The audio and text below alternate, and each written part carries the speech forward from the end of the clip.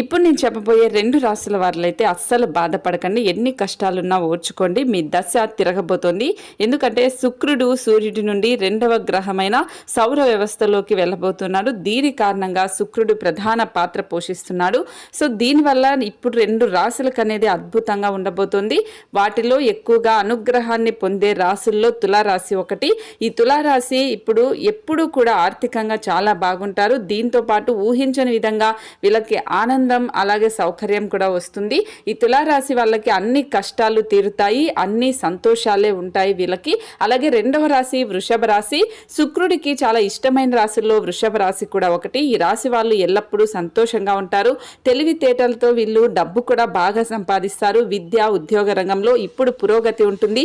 ఇన్ని రోజులు కష్టపడిన దానికి ఈ 2 రాశులకి ఇప్పుడు ఫలితాలు ఉంటాయి. మరి ఈ 2 రాశుల్లో మీ రాశి ఏంటో కామెంట్ చేయండి. అలాగే ఈ వీడియోని లైక్ చేయండి, షేర్ చేయండి.